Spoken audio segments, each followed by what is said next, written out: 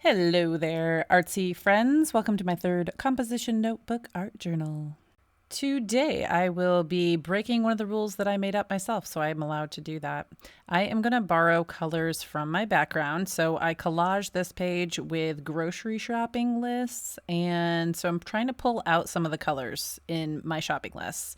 Thinking about using that copper, I'm not sure. And I've been trying to use glow in the blacklight paint for this whole journal, but spoiler, I can't really exactly do it on this page.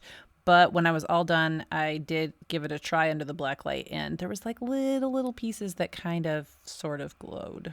If I get to the end of the whole journal and find that this is the only page that doesn't have something that glows, then I'll probably just put a little dot somewhere.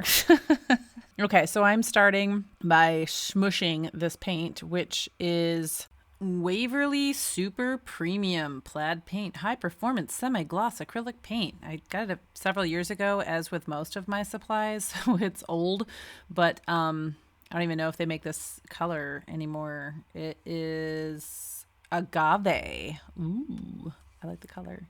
And then this color is called grass. Ooh, I was trying to kind of match the avocado, but it doesn't really match the avocado. But these two paint colors came together in a set, so I know that they are intended to go together-ish. Anywho, I like these paints that they're very opaque. Aren't you proud of me for using my artistic terms? Yes, opacity, it has to do with whether or not you can see through it. Does it cover totally? So something that is very opaque covers very thoroughly, and you don't see through it. There's no transparency. So anyway, yeah, this Waverly brand looks like it's a decent brand if you want that opacity. So with my collaging, oftentimes I actually don't want complete opacity. I want to be able to see a little bit of the collage underneath the paint so that it just kind of adds a layer of dimension to the page. And then this is one of my favorite go-to stencils because I like dots, circles, and I made it from the packaging from my Zip Fizz container. And now the page is starting to look like a pond with lily pads. And the green is algae and moss, or maybe willows dripping down. So it's kind of like upward and downward. Okay, I'm babbling. Okay, real quick, I want to show you the page that I was loving. This is from a Facebook group. Trish Rosima did this page, and she was inspired by Elisa Burke, which is a big, one of my heroes. So I loved the grand adventure is about to begin, the way she did the title or the sentiment there. So I wanted to do something circular. So first I was going to choose one side of the page or the other, but then I decided I'm going to overlap. I'm going to put it right in the middle, and I'm going to do two semicircles. So I used my compass, which is a really good tool to have on hand when you're art journaling if you like circles, because then you can make the center point wherever you want it. So now that I have my semicircle templates, I am using them to space out my lettering for my quote. And this is perfect because my quote is kind of like a contrasting quote. Here, I'll just read it to you. It's not who you are that holds you back, it's who you think you're not. So sometimes I'll see a quote like on Pinterest or something, and I love the quote, and then I have to go and Google who said it, and that was Denis Waitley. So I can never vouch for everything a person says if I like their quotes. So he is some kind of motivational speaker, writer, and consultant. He has been recognized as the best-selling author of the audio series. Hold on, I'm reading Wikipedia. The Psychology of Winning. Okay, so I'm going to paint the left side white and write the first part in black, and then write the other side in white so that it kind of contrasts.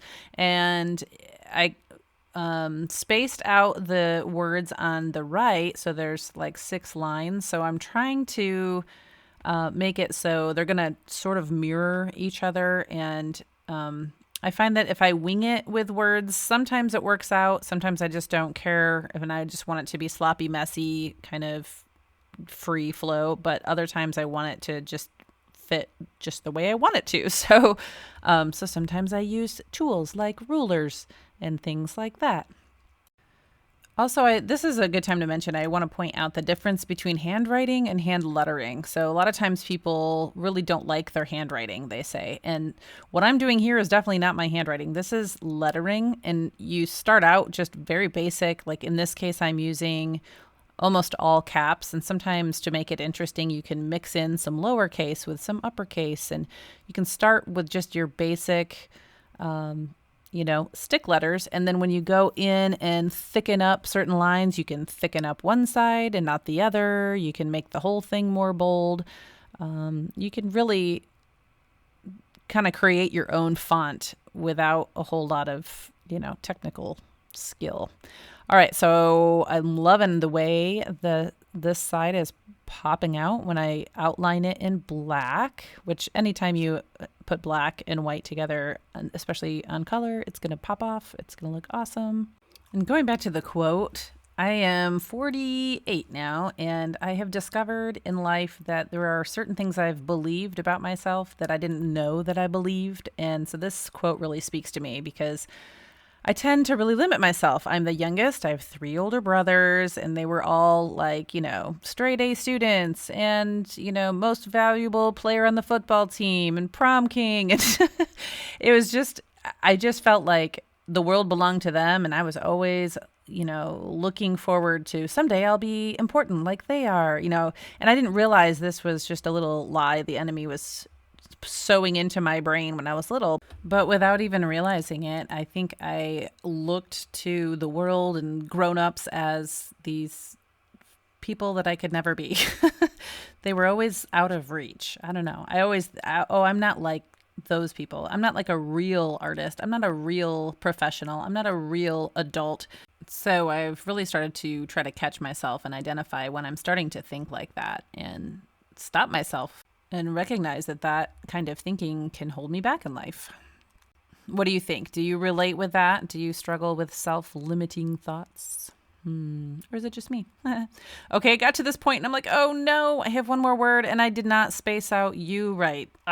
Okay, so here's how I'm going to fix it. I'm going to go back. I'm going to cover it up with paint.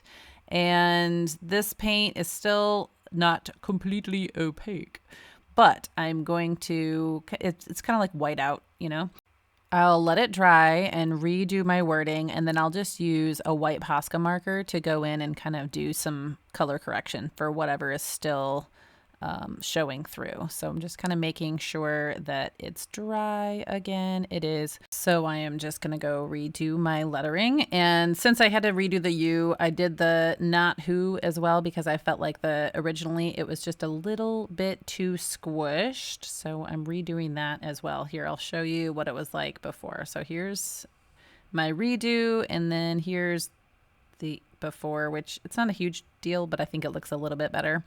Okay, and then I'm doing the same thing I did with the white marker on the other side, which is just go back over my letters with the marker and thickening up the lines. And then you, like I said, that way you can kind of create your own little font. You can do some different things with it.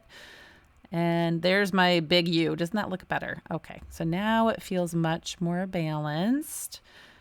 And then I'm getting ahead of myself here audibly, but here we go. I'm going to take this white Posca and just kind of fill in where you can still see a little bit of the original. There, I think that works pretty well.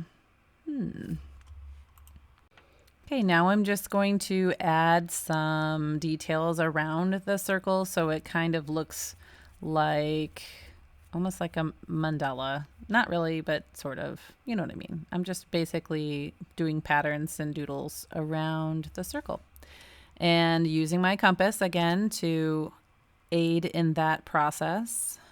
So I showed this page to my daughters. I actually have 2. I usually refer to my one daughter who's 16, but I also have a 19-year-old daughter. Anyway, she just laughed at me and she read it. She goes, it's not who you are you that holds you think you're back not. She read it across the page and ha ha ha. Okay, I will leave you with that and let you watch the last few minutes of the video with some music and catch up with you at the end. Enjoy.